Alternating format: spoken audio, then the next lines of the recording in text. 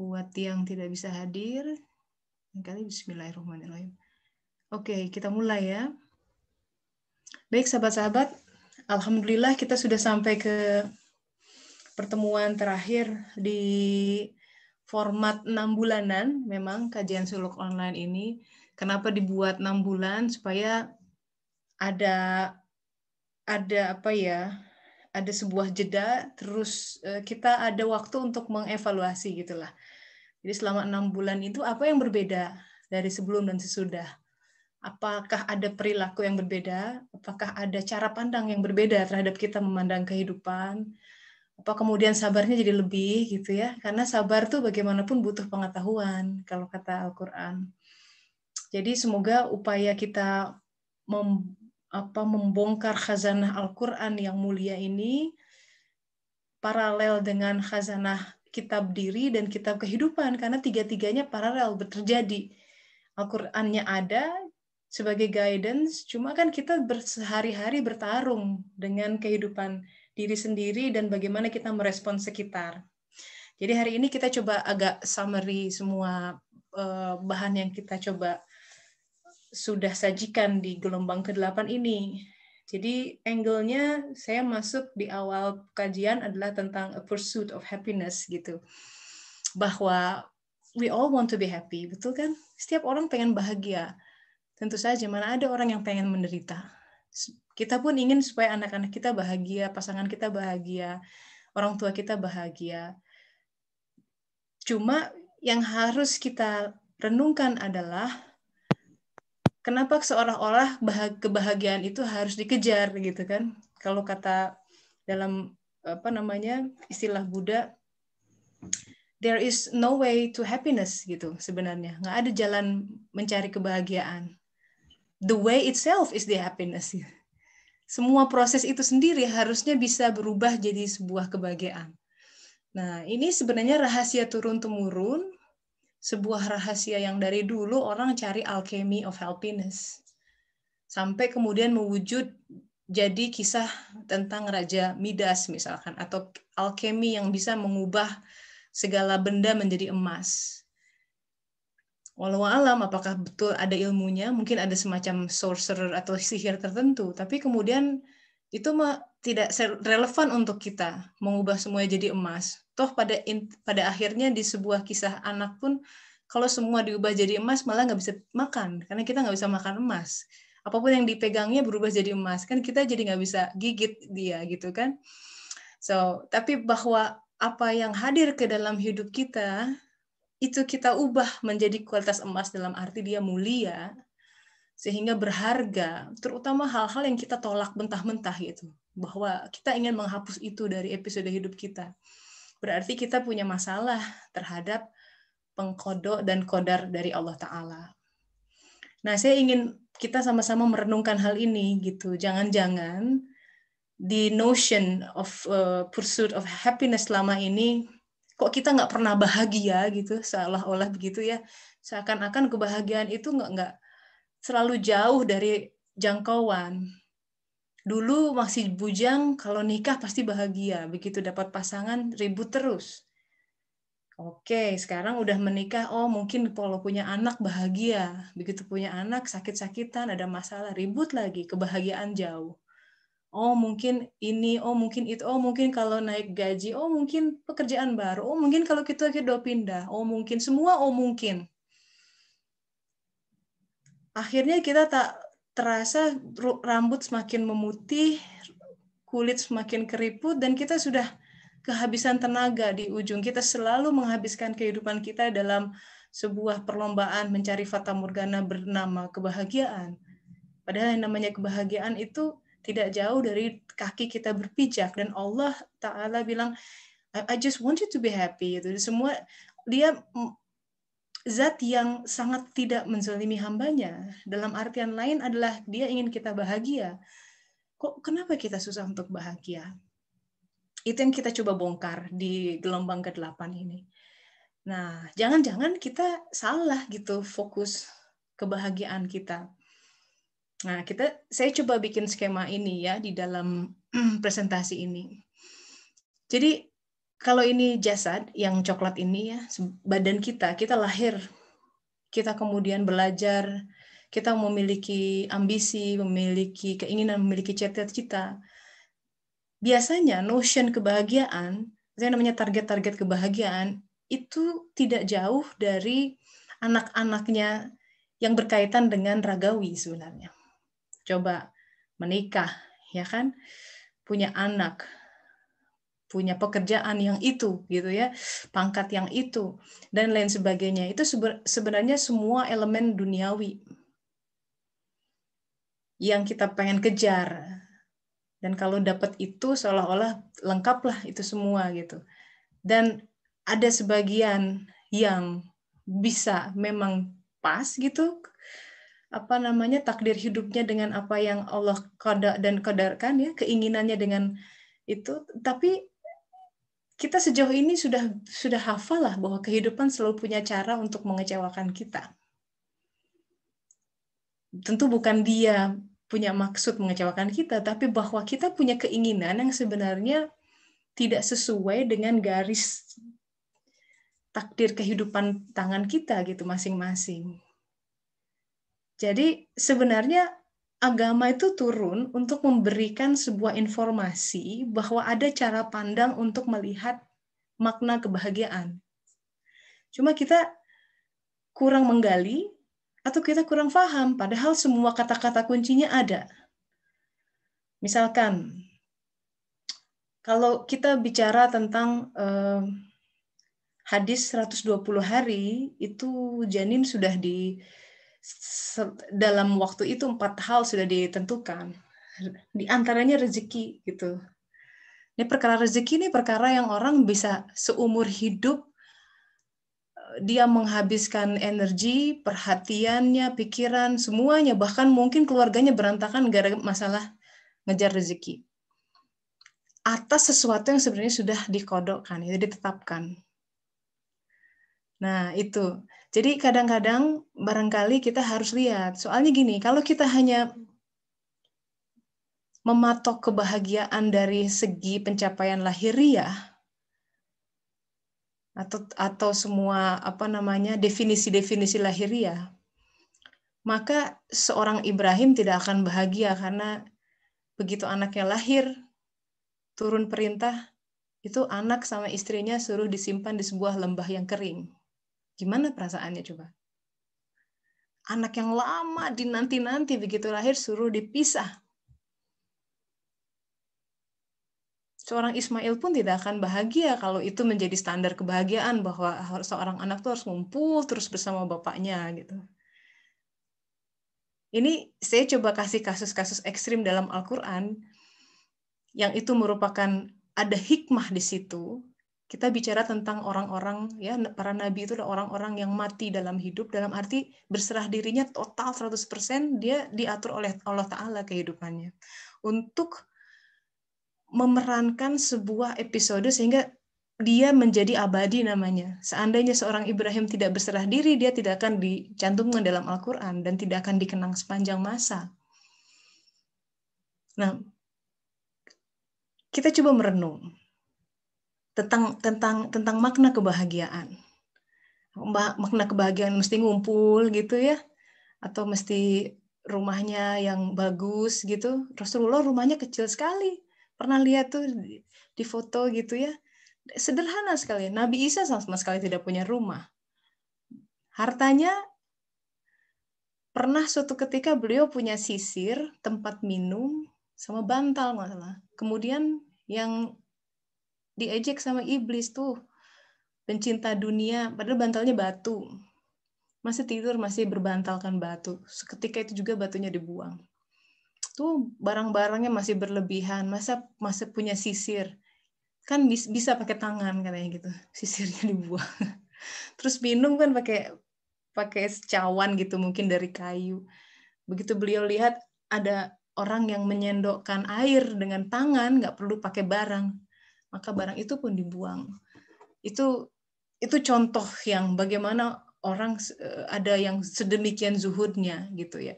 Tentu maknanya harus kita ambil bahwa bahwa apakah dia orang yang kemudian karena tidak punya apa-apa menjadi tidak bahagia? Kan saya yakin jawabannya tidak gitu. Dan sekarang kita harus tanya, kebahagiaan itu letaknya di mana sebenarnya? Seorang Ibrahim yang dari kecil ya, sudah mulai dilingkungi oleh api, dibakar, tapi toh tidak terasa panas. Nah, sekarang saya mau bawa kepada doa ini, yang kita udah hafal tentang kebahagiaan. Doanya Rabbana atina fid dunya hasanah wa fil akhirati hasanah wa qina adzabannar. Amin. Dari SD nih udah hafal gitu.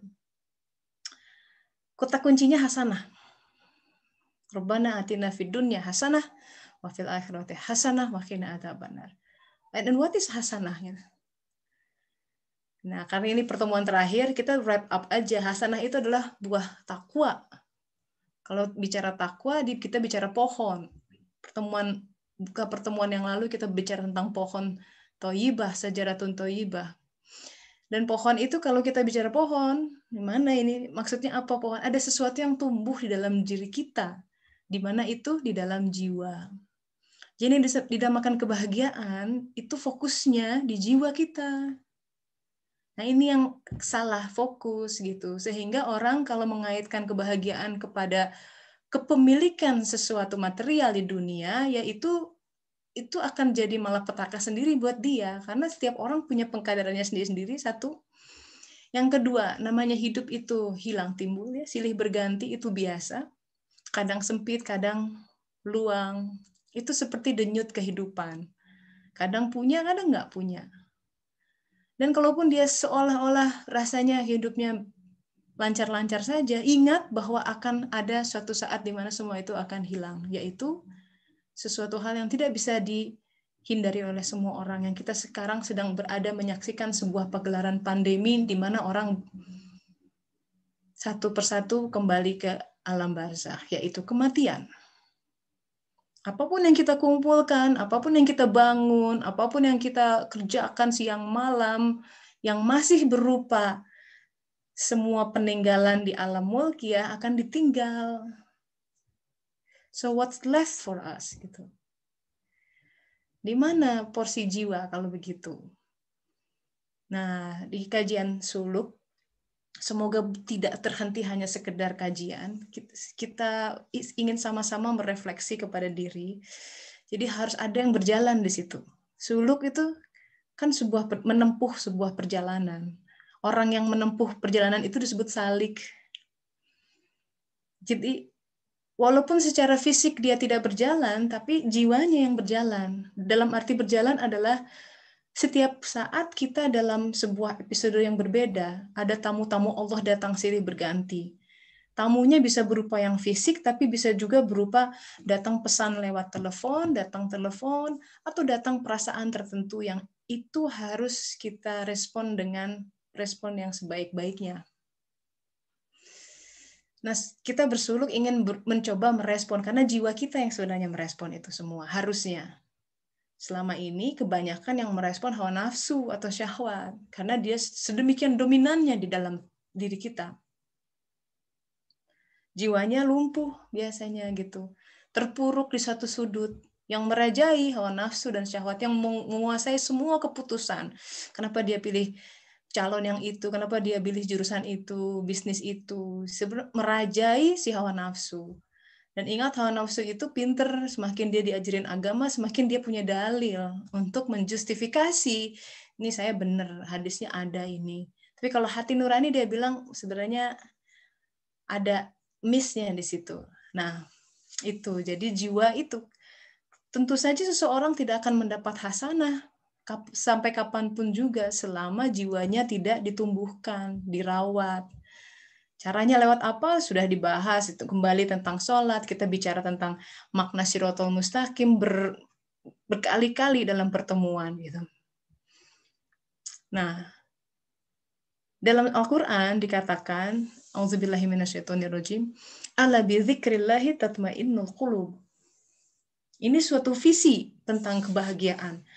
Hanya dengan zikr kepada Allah, qalb menjadi mutmainnah, menjadi tenang. Jadi fokus ketenangan, kebahagiaan itu adanya di qalb. Sahabat-sahabat sekarang coba tanya, qalb itu adanya di mana? Karena seorang dokter ahli bedah pun belum tentu bisa nunjukin qalb ada di mana. Anda buka tubuh, qalb yang mana? Apakah jantung itu atau hati? Yang mana? What is qalb? Tapi toh kata ini sering disebut dalam Al-Quran. Kita pun udah fasih. Manajemen kolbu dibilangnya ya kolbu. Tapi di mana sih kolbu? Itu. Ini patut menggelitik kita sebenarnya. Nah, buku-buku yang membahas tentang itu, contohnya Ihya Ulumuddin ya, banyak ulama-ulama tasawuf yang biasanya membongkar tentang hal-hal yang bersifat seperti ini gitu. Kalau Imam Al-Ghazali mengatakan mengenal jiwa itu susah, nafs itu susah, maka awali dengan mengenal qalb. Jadi semua dinamika yang ada itu ada di hati kita, di qalb. Kebahagiaan yang kita cari itu sebenarnya muaranya ada di hati. Selama yang dicari itu, yang dizikirkan bukan zikir kepada Allah, zikirnya kepada pasangan, zikir kepada pekerjaan, hanya tunggu waktu dia akan kiamat. Hanya tunggu waktu dia akan kecewa, dia akan tertolak, dia akan macam-macam. Karena dia menyandarkan diri pada sesuatu yang pasti berakhir. Yang sama sekali sebenarnya tidak bisa disandarkan. Kalau dalam Al-Quran berkata, mana berhala-berhalamu? Sekarang kalau baca ayat itu rasanya kita tidak menyembah berhala. Iya, cuman hati kan kalau boleh jujur, di mana kita lebih mengandalkan? Ya, mungkin lebih mengandalkan tabungan kita dibanding rezeki yang ada di tangan Allah. Buktinya apa? Buktinya ketika saldonya tinggal 20.000, misalkan, waduh, besok gimana? Bahwa tenang hati bersama Allah itu masih sebatas lip service gitu. Di situ sebenarnya kita mesti istighfar. Karena kita jujur gitu di situ. Aduh, astagfirullah, ternyata ya hati saya masih dikendalikan oleh hal-hal selain Dia. Buktinya ketika itu tidak ada, toh hati yang bergemuruh, yang gemetar. Gemetarnya bukan karena ingat Dia, gemetarnya takut kehilangan semua hal yang kita anggap sebagai pegangan dalam kehidupan, yang sebenarnya itu selain dari Allah Ta'ala. Nanti semakin lama kita bersuluk, semakin halus sekali jebakannya. Semakin halus. Kita anggap itu spiritualisme, mencari diri, dan lain sebagainya lah. Level tertentu ada bertemu Ruhul Kudus, atau mungkin malaikat, Jibril, dan lain sebagainya. Tapi itu bukan Allah gitu. Misalkan. Jadi artinya keikhlasan kita akan senantiasa dipertaruhkan di situ. Nah, kembali lagi kepada jalan kebahagiaan. Kita tidak bahagia pada intinya kalau Al-Quran bilang, kenapa sih sebagian orang tidak bahagia? Karena jarang yang bersyukur. Al-Qurannya begitu dikatakan. Kenapa orang jarang bersyukur? Sebagian besar terkena tipu daya setan. Di dalam Al-Quran kita sudah bahas nih ya, bahwa iblis bersumpah, aku akan mendatangi manusia dari depan, belakang, kiri, dan kanan. Perhatikan ayat itu, di akhirnya adalah diakhiri dengan, dan engkau akan mendapati sebagian besar dari mereka tidak bersyukur. Dan iblis sukses. Sebagian besar manusia tidak bersyukur. Sebagian besar manusia tidak menerima keadaan saat ini. Kenapa sebagian besar jadi pikirannya kemana? Dia punya skenario, idealisme, dia punya keinginan sendiri tentang bagaimana seharusnya dia hidup gitu. Nah, itu yang kemudian mengatakan, nah, makanya nama agama kita, Islam, memang topiknya adalah, tema besar adalah tentang berserah diri gitu. Itu kunci kebahagiaan. Makanya nama lain atau makna lain dari Islam adalah damai, agama perdamaian. Bukan hanya sekedar damai buat kaum lain atau orang lain. Itu hanya bisa terjadi ketika kita sudah damai di hati kita. Kita sudah berdamai dengan kehidupan. Kita sudah berdamai dengan bahkan penggal kehidupan yang kita anggap kelam, sekelam apapun. yang kita anggap sebuah kegagalan total, yang kita anggap kok gitu ya, menyesal gitu ya. Nah, harus sampai kepada kalau kata surat Ali Imran, Rabbana ma khalaqta hadza batila. Tapi itu ulil albab yang bisa bilang begitu. Di ayat lain hanya ulil albab sebenarnya yang bisa berzikir kepada Allah. Semua nyambung. Nah, artinya sahabat-sahabat, sebenarnya resep dari kebahagiaan itu sangat simpel.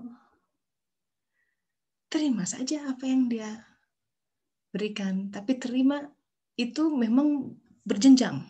Pertama menerima dengan masih ngedumel.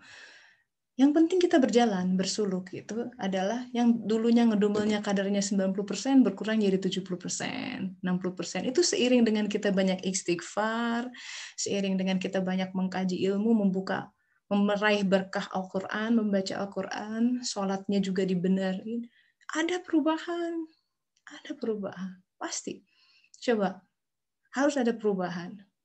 Jadi itu yang saya ajak pada sahabat-sahabat untuk berintrospeksi 6 bulan ini. Perubahan apa yang paling signifikan?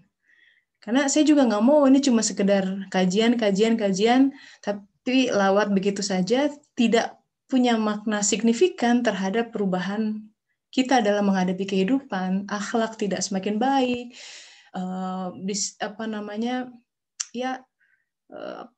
masih banyak menggibah, jadi itu harus ada yang berubah, karena ilmu yang berkah itu adalah ketika dia bisa merubah kita bisa transformasi, dan itu cuma kita kok yang orang lain bisa salah lihatnya karena superficial, tapi kan yang tahu gerak hati kita, masih dengkinya, masih iri, itu hati nurani punya. Banyak yang harus diistighfari gitu. Jadi kebahagiaan itu tidak jauh, cuma kita yang menutup akses si hati menjadi bahagia ketika kita memandangkan wajah hati kita kepada yang lain, dan tidak ada kayak gini. Kalau Rasulullah makan itu selalu beliau hanya makan yang ada di jangkauan tangannya, gitu kata sunnah. Jadi kalau makanannya jauh, beliau nggak makan. Kalau kita mungkin di warung Padang karena panjang ya, kita tolong ambilin yang di ujung.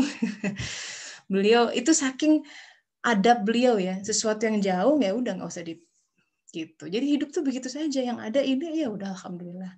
Pasangan begini alhamdulillah, dia always see the positive sides. Jadi itu kunci terbuka rezeki di depan adalah kita hari ini syukuri. Kunci terbuka rezeki tahun depan, minggu ini syukuri.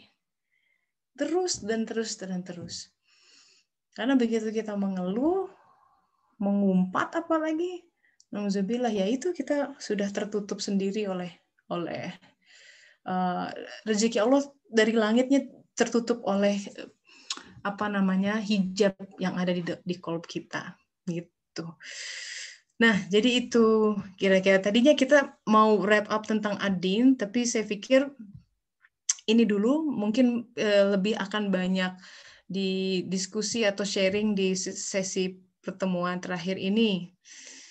Ini ada Teh Lin. Teh bisa langsung bicara nih? Silakan. Assalamualaikum Teh Tessa. Waalaikumsalam warahmatullahi wabarakatuh. Saya jadi ini dari awal nih sampai ini Telin dari 4 tahun lah. Mudah-mudahan ini nggak bikin orang-orang pada sebel nih, dari awal ke SO sampai jilid sekarang masih juga muncul. Ini udah member platinum, ini udah ikut dari awal sampai sekarang. Semoga nggak bosen ya. Alhamdulillah, tapi rajinnya luar biasa ini. Saya sih. Iya. Kajian ini satu orang jalan gitu. Dulu pun ini diawali dengan request dari 2 orang, ya kan? Saya juga nggak. Iya betul. Akhirnya ya betul. alhamdulillah jalan aja. Iya. Gimana Teh sejauh ini? Berarti sejauh ini saya ingin memberikan persaksian memang dari awal KSO hingga sekarang gitu ya. Kan memang dari dulu juga sebetulnya hanya angan-angan saya saja gitu. Aduh, mudah-mudahan bisa ikutan kajian suluk, tapi ke Bandung nggak mungkin gitu ya waktu itu kan. sangat tidak mungkin sampai Kang Al dan sama Teh Ranti itu sempat Feni juga ngasih saya kopian ini apa namanya Serambi Suluk SS dari Kang Zam. Jadi saya pelajari sendiri, tapi tetap berangan-angan ada sesuatu yang bisa kajian yang bisa diikuti walaupun tidak face to face, istilahnya ya conference call gitu. Alhamdulillah ternyata memang Allah mengabulkan gitu. Jadi dan transformasi yang dirasakan pelan-pelan ya Teh Tessa sendiri juga tahu ya betapa di awalnya itu sering banget saya ngeluh, sering banget saya curhat gitu kan. Lumayan berat gitu ya. Alhamdulillah sekali pelajaran demi pelajaran dan step by stepnya, walaupun istilahnya mungkin hanya 1 milimeter per 1 milimeter, saya merasa ya lebih mudah untuk bersabar, lebih mudah terutama melihat sisi positifnya. Jadi begitu ada permasalahan yang digelarkan, alhamdulillah saya lebih dulu ingat ke Allah daripada mengeluh atau ininya ya apa ngedumel-dumelnya karena dulu awalnya kan pasti dumel-dumel cari kiri kanan, aduh cari kambing hitam ya gitu, gara-gara kan? Ini nih pasti selalu awalnya menyalahkan gitu. Jadi ya yang pertama ya saya istighfar gitu, alhamdulillah sekarang jadi bisa lebih ingat untuk stay on the track. Walaupun ya keluar sedikit saya bisa langsung balik lagi, dan yang ngeceknya itu kenceng banget gitu di dalam baik di dalam pikiran dan hati saya itu kenceng banget. Kalau udah salah harus balik gitu. Jadi saat itu juga tidak menunggu beberapa hari. Nah waktu itu kan sempat sampai 3-4 hari gitu kan baru mengikuti bahwa harus balik lagi ke track, istighfar lagi dan lain sebagainya gitu. Alhamdulillah sekali. Jadi ada perubahan attitude ya Teh. Jadi dulu tuh kalau disakiti orang atau apa, wah fokusnya kepada dia ya, misalkan atau situasi itu. Terus sekarang ini kenapa ya hati? Kenapa Allah mengizinkan dia menyakiti aku? Dia melihat ke dalam diri. Oh mungkin ini nih mesti ada yang dikletek gitu. Mesti itu masih ada yang harus dibongkar dalam hati. Allah Maha Kuasa, bisa menurunkan siapa saja, lewat mana aja bisa. Kebetulan lewat beliau, lewat ini, lewat apalah macam-macam ya. Cuma fokusnya adalah ada hijab hati yang harus dicongkel, harus dikeletekin gitu, harus dibakar di situ. Hanya melalui kesabaran, melalui itu dia bisa hilang. Iya.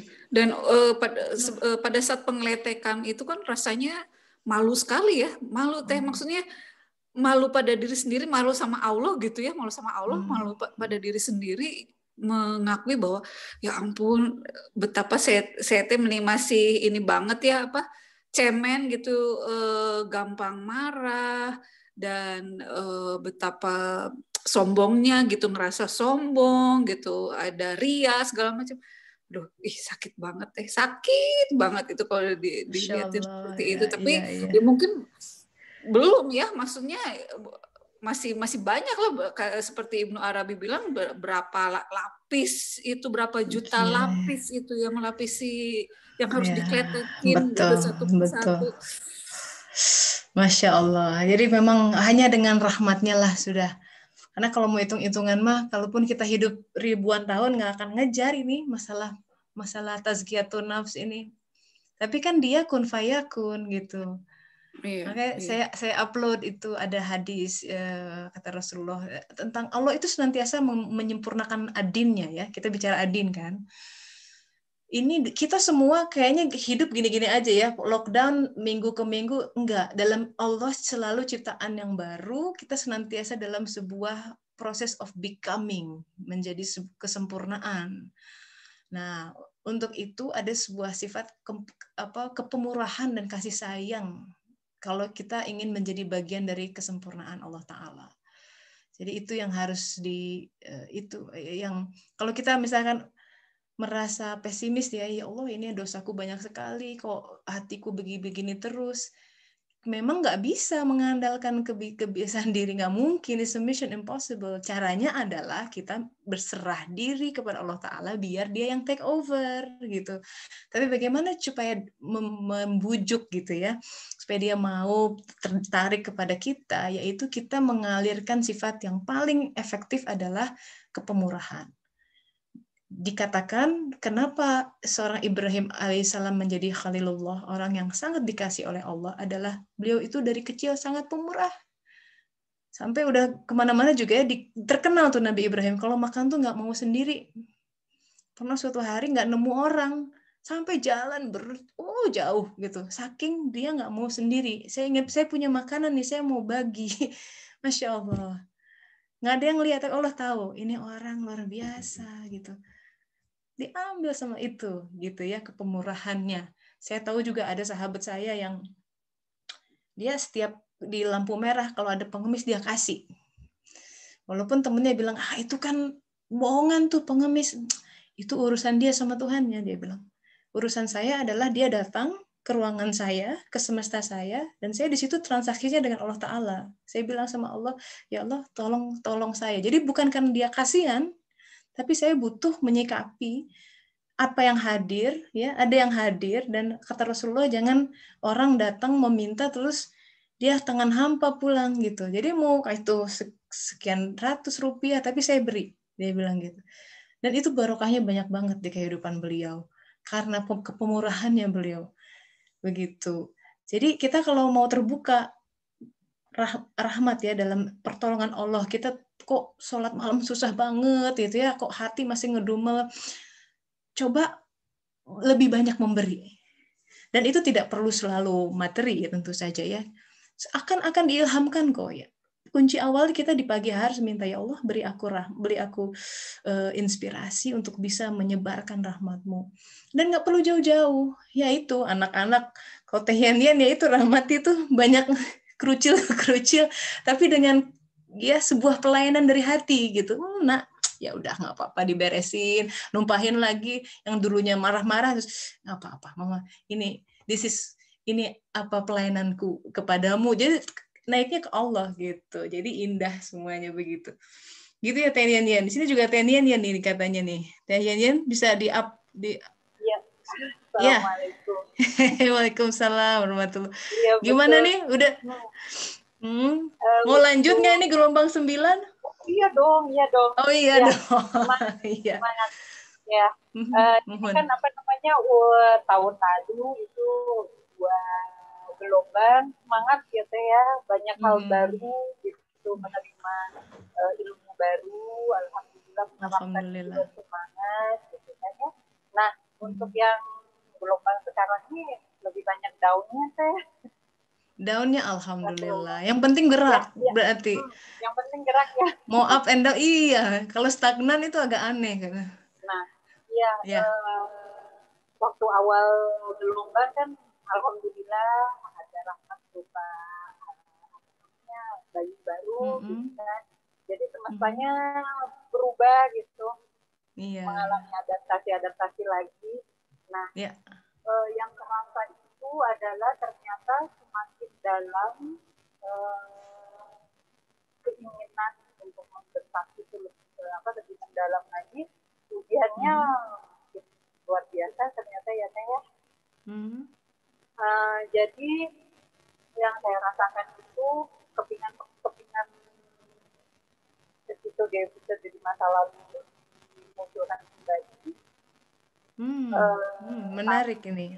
Ternyata cara saya menghadapinya itu masih kurang baik lah. Seperti itu.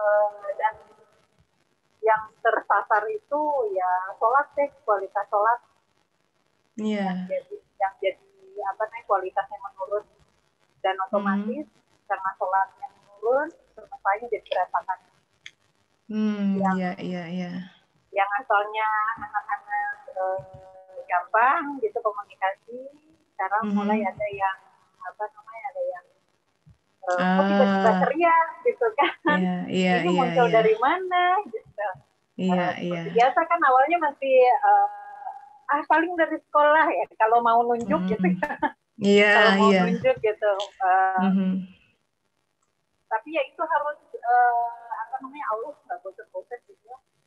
Dari situ dihadirkan lagi saya tuh dari kecil senang banget main game kan. Nintendo Mario itu oh iya, Mario Bros. Iya, Mario Bros. Saya juga sampai tamat itu, sampai ketemu iya benar. Sampai mengingatkan princess, iya betul. Iya, sampai bisa itu dan berulang-ulang gitu kan. Nah, dihadirkan lagi sekarang gitu kan di game itu kan jadi lalai sholat. Oh iya. Allah tuh nyoba narik saya tuh sadar gitu, saya ini sudah sadar kamu lalai gitu. Dihadirkanlah anak-anak tiba-tiba berantem di depan atau gimana gitu. Terus beranjak ke zaman kuliah ganti kan senengnya drama Korea gitu kan dihadirkan lagi tuh, Masya Allah. Tapi ya itu alhamdulillah Allah tuh gak bosan-bosan gitu ya. Terus sampai ke 2 bulan yang lalu itu dapat rahmat berupa sakit dengkul. Ya. Jadi untuk sholat kan, wah, Masya Allah, pokoknya. Iya. Untuk gerakan sholat tuh berat gitu. Sampai sekarang dinikmatin aja. Mas sujud pakai dengkul ya. Iya. Jadi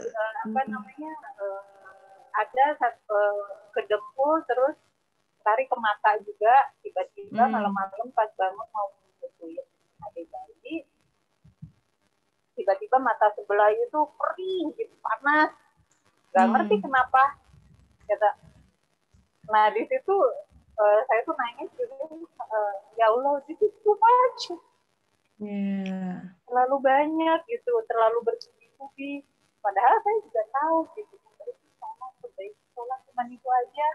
Cuman kan hawa nafsu ya saya, yang namanya dihadirkan kembali berupa kesemanan gitu. Saya paham gitu, Allah saya ngasih tahu ini kok ketenangan kamu itu nggak bagus gitu.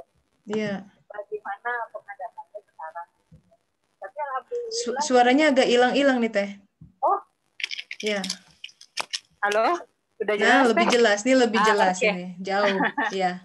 Iya.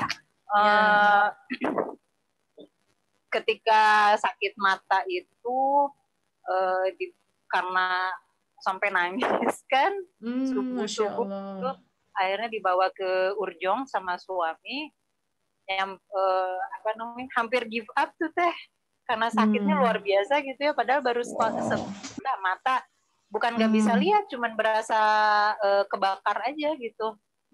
Sampai itu saya bilang ya Allah ini terlalu berat untuk saya, tapi dalam hati istighfar terus gitu ya. Aduh ada apa ini nyampe rumah sakit itu Urjong karena nggak boleh diantar kan, cuma diantar sampai pintu. Nggak boleh ditemenin ke dalam.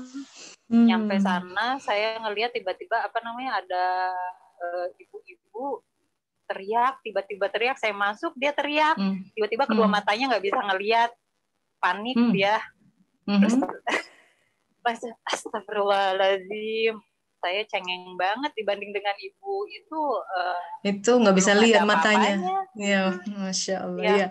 Ya dari situ langsung dikasih pertunjukan di depan mata ya. Iya, betapa setiap langkah, setiap kesalahan saya itu tetap dijawabnya sama rahmat gitu dari Allah. Masya Allah. Ya itu ya. Selalu dia selalu bicara sebenarnya. Dia selalu bicara. Cuma kalau kita nggak aware, itu cara dia bicara. Karena dia nggak bicara dengan hey, gitu ya, suara menggelegar. Tapi dia gerakkan semesta di sekitar kita untuk bilang, hey, kamu tuh, ayo nih, saya lihat ya, kalau matanya diambil mau gimana ngurus anak-anak. Kerasa itu susah. Karena saya tutupkan satu mata pakai perban itu. Iya.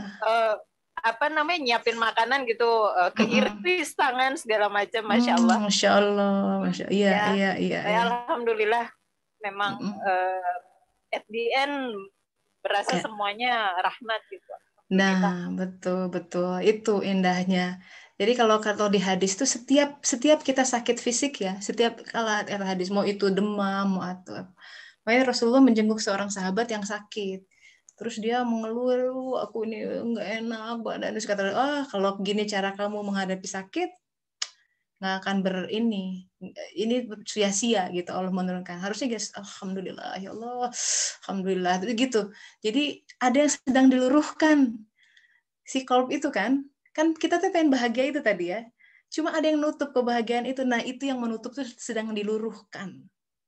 Kadang dibuat itu keiris lah tangan ya, tersentuh lah jatuh.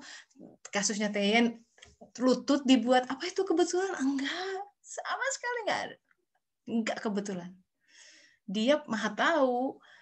Oh oke, untuk kamu saya kasih ini nih, ini proses pembersihannya lewat sini ya. Itu ya Latif dibersihin karena Allah maha tahu ini penyakitnya ada di sini nih gitu. Jadi obat yang datang itu presisi sekali dengan penyakit yang ada. Cuma kita masih nerima. Alhamdulillah. Jadi pertama alhamdulillah. Kata Syekh Ali Jabir tuh kemarin tusuk apa dia bukan marah sama orang, alhamdulillah ini dari Allah, alhamdulillah. Coba ditusuk darah kemana-mana. Orang yang lain yang marah-marah sama si penusuk, dianya mah alhamdulillah, masya Allah. Semoga Syekh syuhada di sana. Begitu Teh Yanyan, makasih nih sudah berbagi ya. Semoga semakin menikmati semua nafas bersama dia. Mohon doanya Teteh. Insya Allah ya, insya Allah nanti kita lanjut. Ini ada Galaxy A50 nih, siapa namanya nih? Saya silakan, sudah angkat tangan duluan tadi. Habis ini Teh Dela ya. Boleh di-unmute? Saya nggak tahu namanya nih, di screen-nya namanya Galaxy A50. Silakan, sudah angkat tangan. Iya. Assalamualaikum warahmatullahi wabarakatuh. Waalaikumsalam warahmatullahi wabarakatuh. Dengan Pak siapa ya? Lupa Bu ya sama suaranya.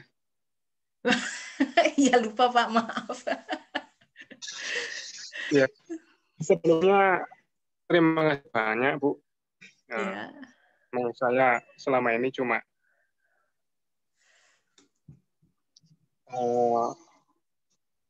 penyimak yang lagi sembunyi, diam, lebih banyak diamnya, lebih menikmati.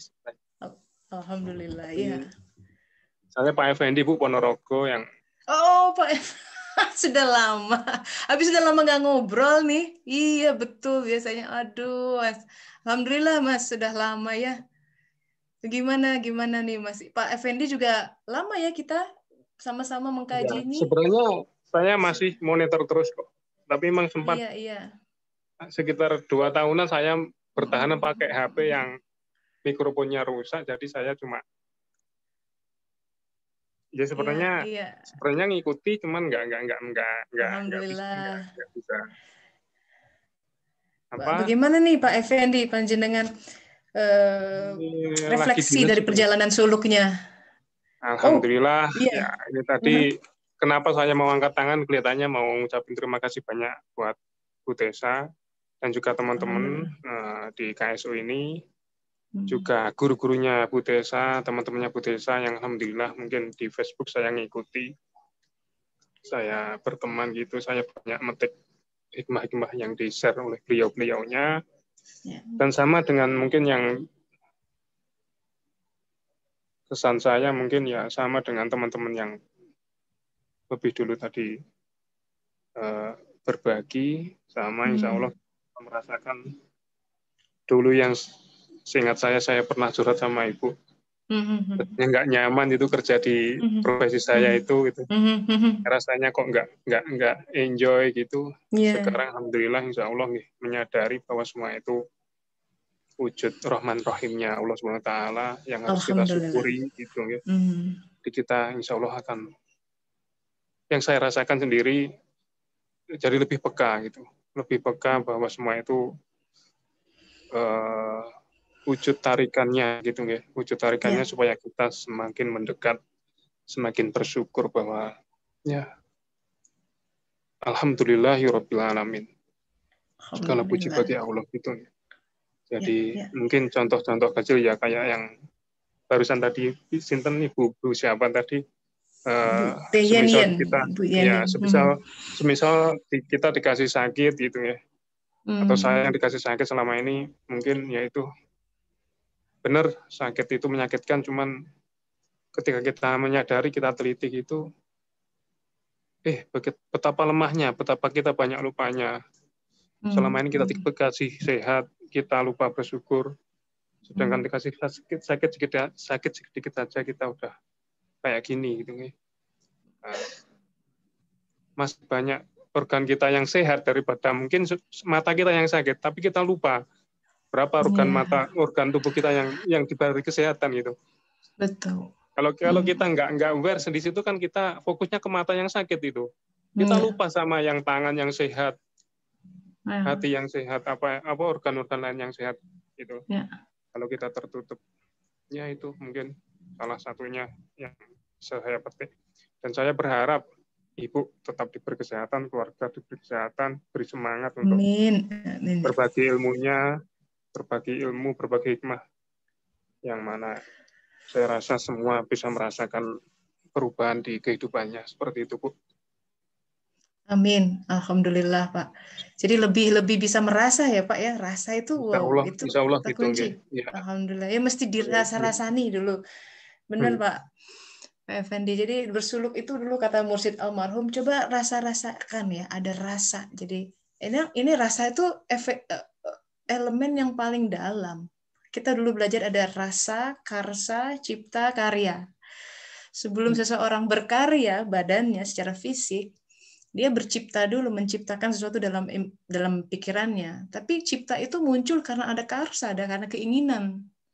Tapi keinginan itu muncul, ada rasa di situ yang men-trigger. Nah, suluk itu rasa yang rasanya gitu ya. Orang Jawa tuh kan rasa gitu, harus diolah rasa gitu. Jadi rasa itu karena kita melihat ya, kita skema ini sebenarnya juga bicara tentang rasa. Jiwa tuh mesti dirasa-rasani gitu. Maksudnya bukan ngerasani orang Jawa ya, beda. Maksudnya bahwa iya, ada orang misalkan jahat sama saya gitu ya, sama kita gitu ya, adalah memfitnah atau apa gitu. Tentu respon pertama adalah kita marah mungkin ya, kita membela diri, kita nggak terima apa yang tuduhan atau apa. Itu sangat manusiawi, tapi itu biasanya respon seperti itu respon khas dari hawa nafsu sama syahwat, karena dia punya jangan salah ya, hawa nafsu syahwat tuh nggak jelek-jelek amat gitu, dia punya fungsi sebenarnya. Fungsinya apa? Untuk melindungi diri, satu. Yang kedua, fungsi lain juga adalah untuk ya sebenarnya mencari dia, cuma dia punya keterbatasan karena tidak punya referensi tentang dimensi lain.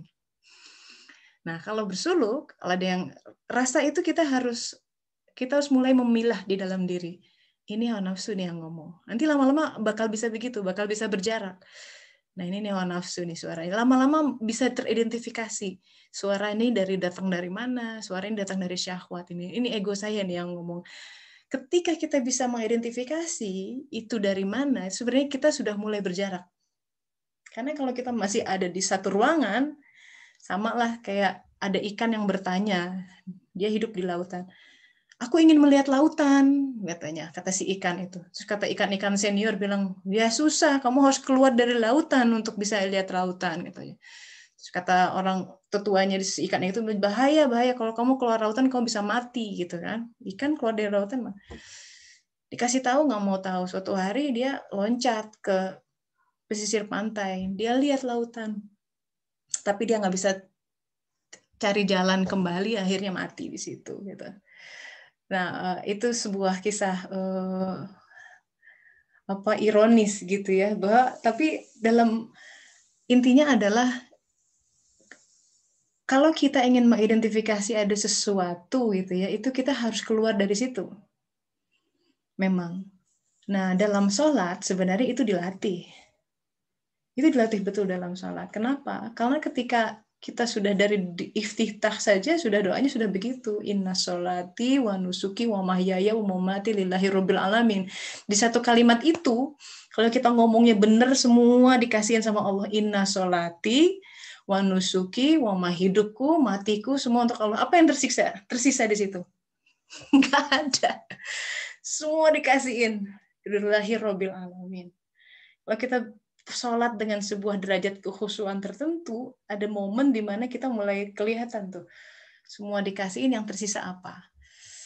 Jadi sebenarnya kembali kualitas sholat kita yang mesti diperbaiki. Kalau kita susah untuk merasa gitu ya, kalau kita kok selalu terombang-ambing dalam fluktuasi keadaan, orang marah kita ikut marah, orang emosi kita ikut emosi, berarti kita masih terdominasi, kita masih belum bisa mengontrol diri dan masih dikendalikan oleh situasi sekitar. Kita harusnya lebih rise above that, karena harus punya hati yang seperti telaga besar. Orang mau lempar apapun kita tenang. Nah, kalau masih gampang tersulut emosi, gampang tersulut fitnah, berarti kualitasnya masih kecil cangkirnya.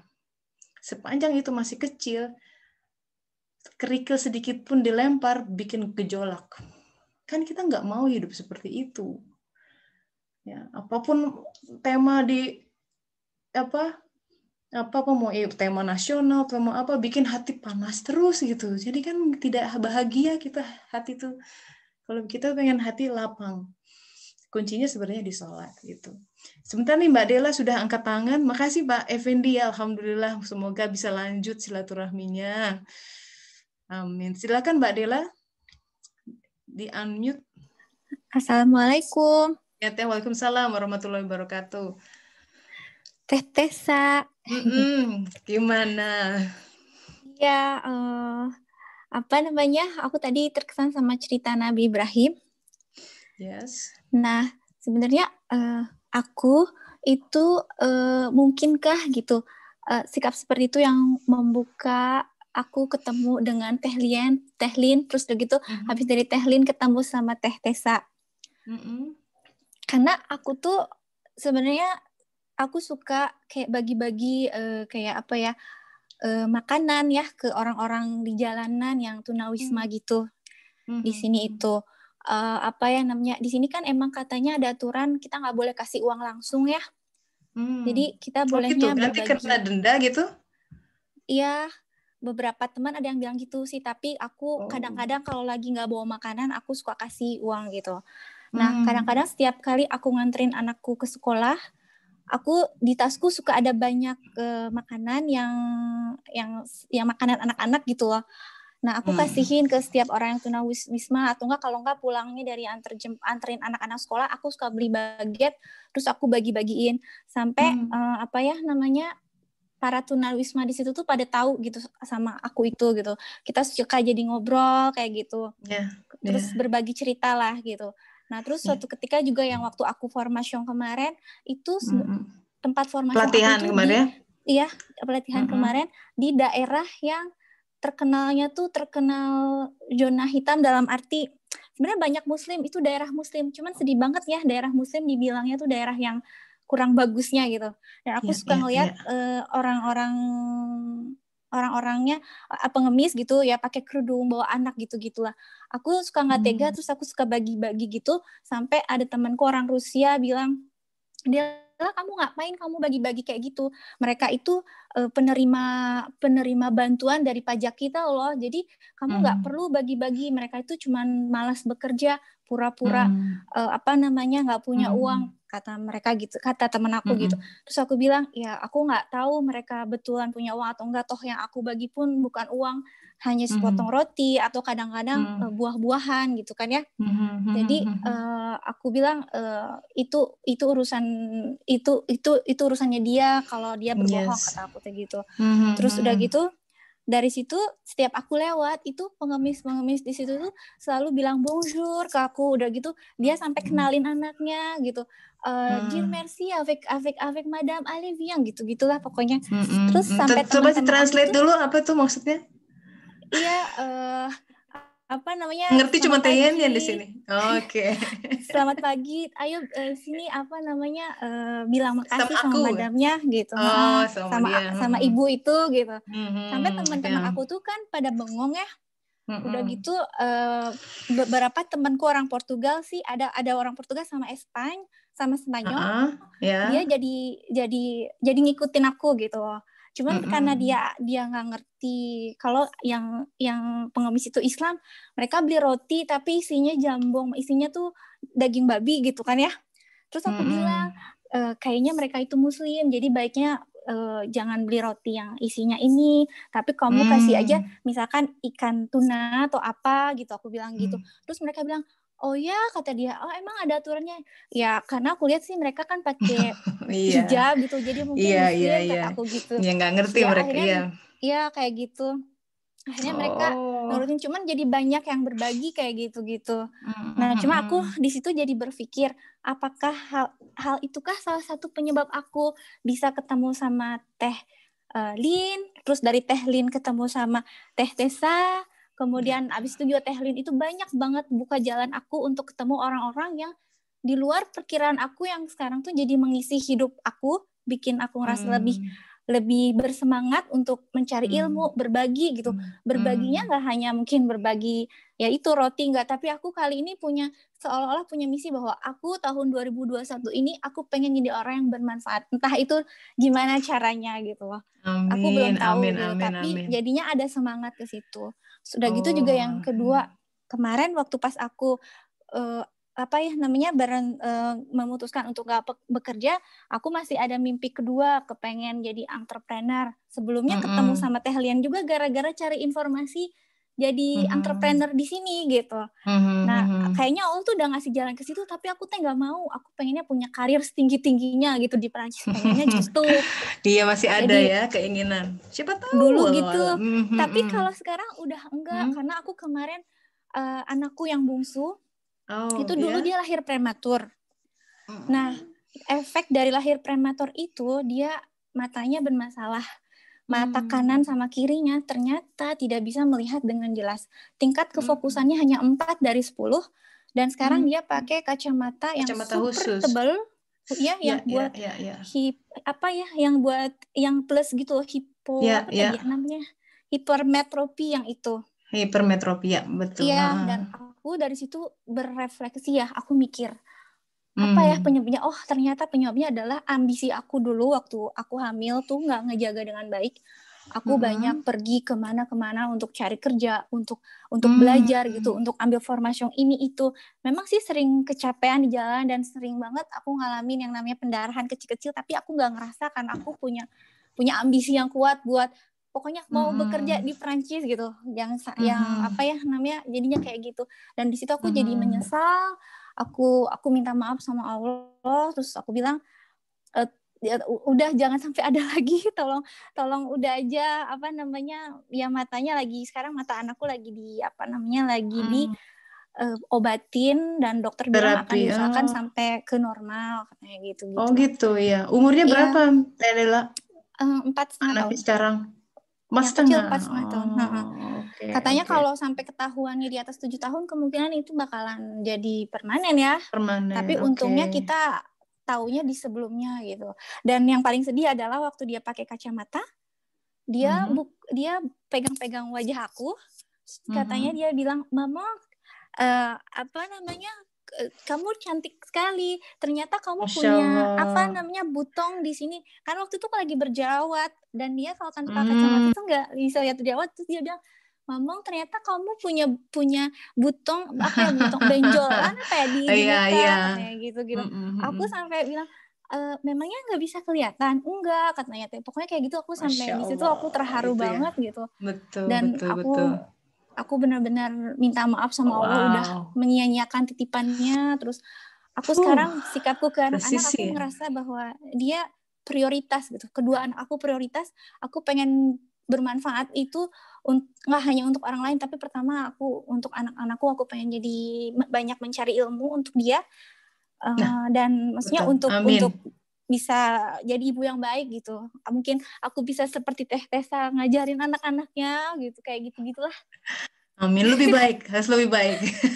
Harus lebih baik.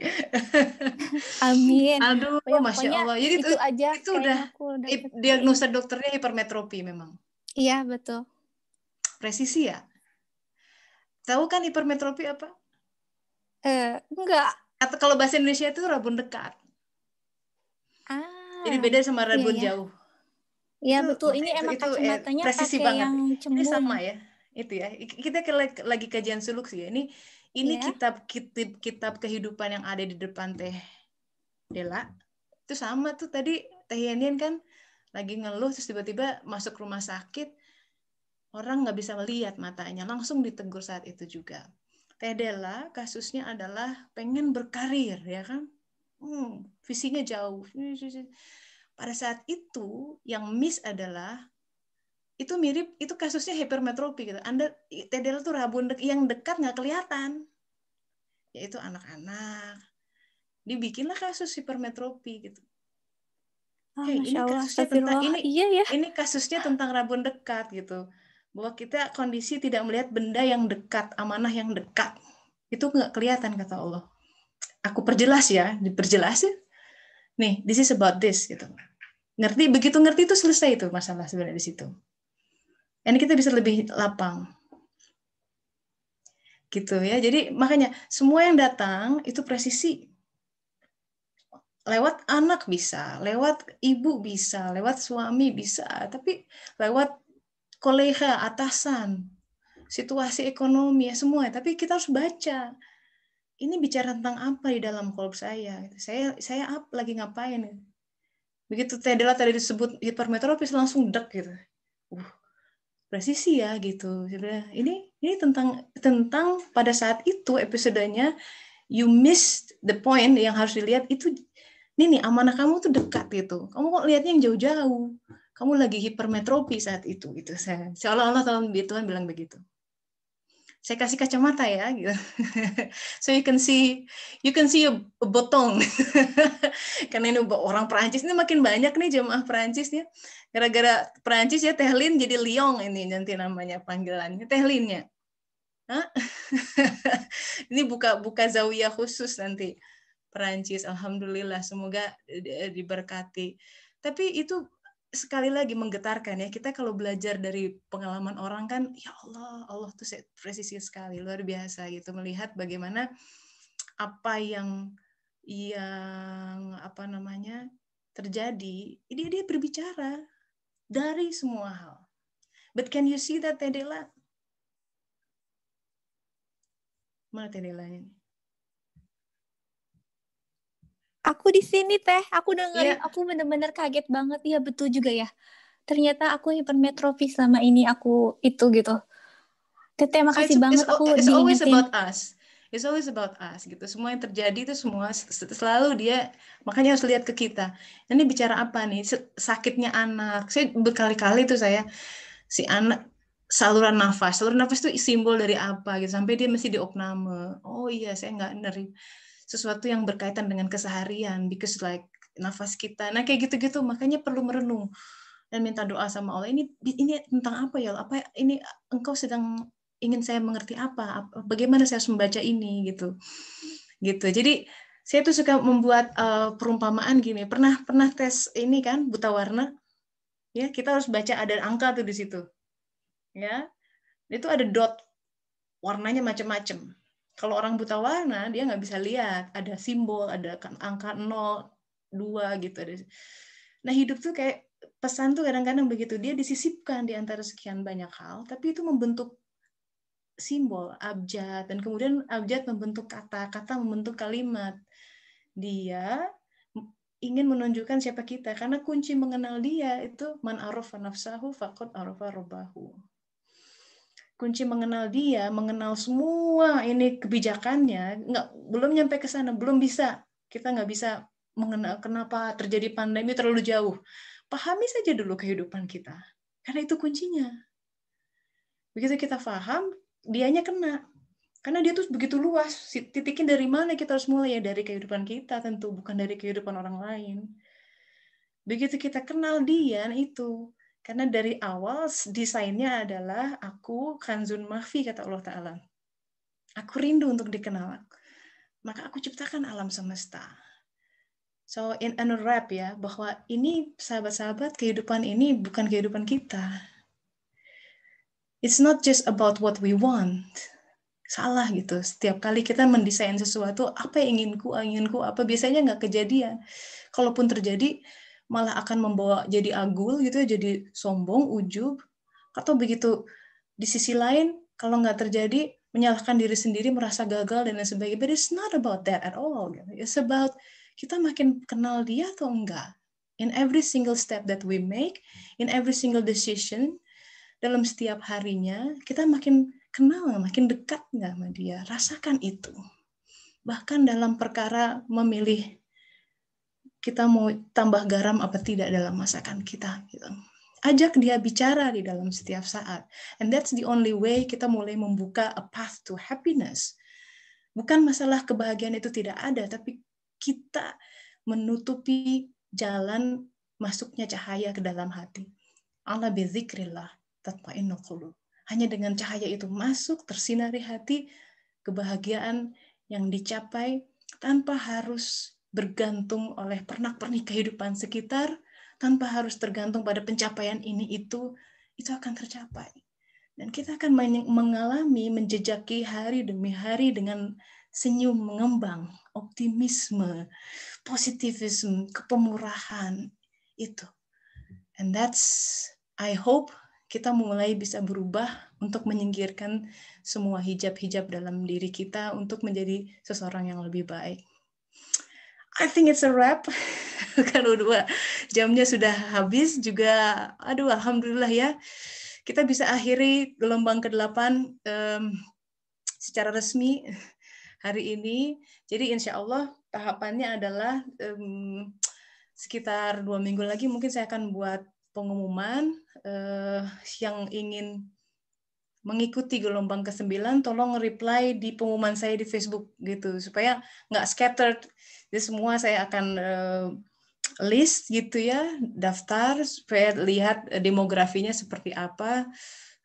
Karena biasanya yang Allah inspirasikan itu disesuaikan dengan peserta yang bersedia 6 bulan ke depan harus ada komitmen gitu setiap minggu setidaknya rekamannya diakses gitu. Jadi saya menyediakan diri saya sebagai seruling ilahi, semoga gitu, amin. Yang saya sampaikan kadang-kadang last minute baru turun idenya gitu, atau inspirasinya. Mungkin sesuatu yang sahabat-sahabat butuhkan pada saat itu gitu. So I'm gonna sing a song differently setiap kali karena disesuaikan dengan kebutuhan kita semua.